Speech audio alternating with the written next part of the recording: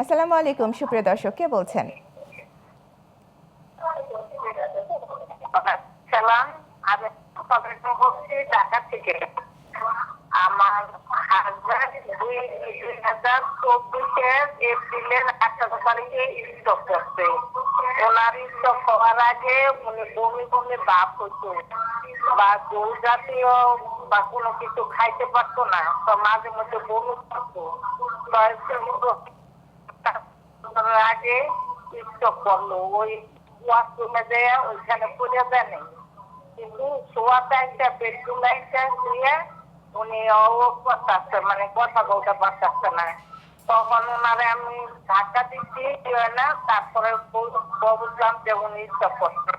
তখন মাথায় পানি দিলাম নি, তখন আমি গ্রামের বাড়িতে ছিলাম বিষ্ণুপুরে, ওইখান থেকে আমি ডায়াবেট হসপিটালে নিয়ে আসি অ্যাম্বুলেন্সে করে।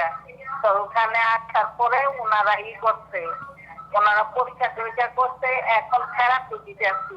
মুখ বাঁকায় ছিল, এখন মুখ বাঁকাটা অনেক কমছে, কিন্তু হাতের আঙ্গুলগুলো বাঁকা হয়ে গেছে, পার আঙ্গুলও বাঁকা রয়েছে। কিন্তু আমি বাসায় থেরাপি দিতে আসছি, থেরাপি দিয়ে এখন বাসার ভিতরে ঘরে ঘরে হাঁটা চলা করতে পারে, কিন্তু বাইরে যেতে পারে না, বাইরে জায়গায় যেতে পারে না। এটা হচ্ছে সমস্যা।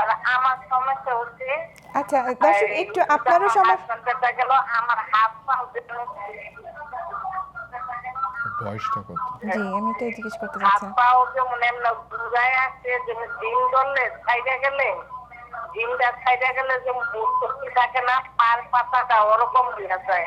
আর মাঝে মধ্যে যখন একটা খিচুড়ির মতন হয় আমার, তখন মনে হয় কি পুরো একদম বাঁকা হইয়া বুঝে গেছি একটা খিচুড়ি দেয়। এটার কারণ কি, এটা আমি জানতে চাই।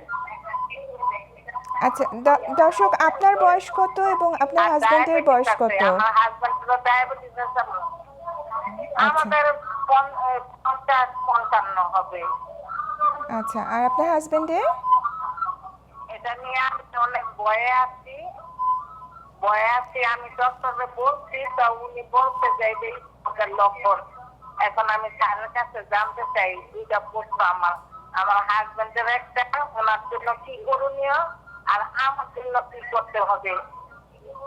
জি স্যার, কিছু জিজ্ঞেস আচ্ছা, করবেন আমি কিনা? আপনার হাজবেন্ডের বয়স ধরে নিলাম 55। ওনার 14 সালে স্ট্রোকটা হয়েছে? স্ট্রোকটা কি 14 সালে হয়েছে? না, 14 সালটা 2024-এ। 2024-এ, 2 বছর আগে। ঠিক আছে।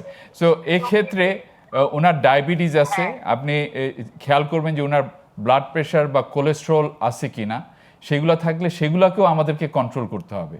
এবং স্ট্রোক হয়ে গেলে পরে এখন আমাদেরকে বুঝতে হবে যে স্ট্রোকটা কী ধরনের স্ট্রোক ছিল, ইসকেমিক স্ট্রোক নাকি হ্যামোরেজিক স্ট্রোক, যেটাতে হ্যামোরেজিক মানে রক্তক্ষরণ হয়ে গেছিল কিনা, অথবা ইসকেমিক যেটাতে জমাট রক্ত গিয়ে ধমনীকে বন্ধ করে দিয়েছিল কিনা।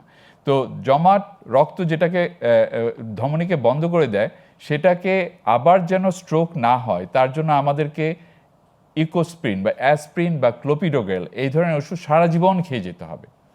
এবং কোলেস্ট্রল যাতে হাই না হয় তারও একটা ওষুধ সারা জীবন আমাদেরকে খেতে হবে।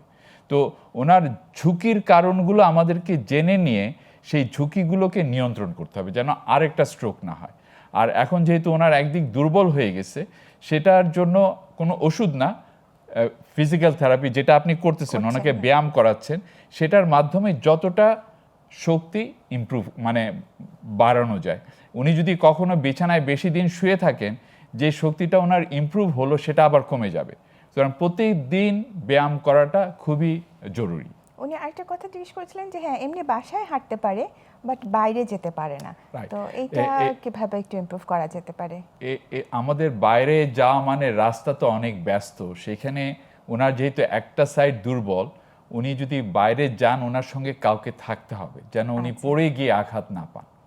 সেই জিনিসটা আমাদের, কারণ স্ট্রোক হলে একদিক দুর্বল হয়ে গেলে আমাদের ইনজুরি হওয়ার রিস্কটা বেড়ে যায়। সেই জিনিসটা যেন না হয় সে ব্যাপারে খেয়াল রেখে উনি যদি না পারেন সেটা করতে, আরেকজনকে সাথে থাকতে হবে। এখন আমরা বলি যে স্ট্রোক হয়ে যাওয়ার পর প্রথম মাসটাতে খুব তাড়াতাড়ি ইমপ্রুভ করে শক্তিটা, কিন্তু তারপরও ব্যায়াম করতে করতে 3 বছর পর্যন্ত শক্তিটা ফিরে আসার সম্ভাবনা থাকে। আমরা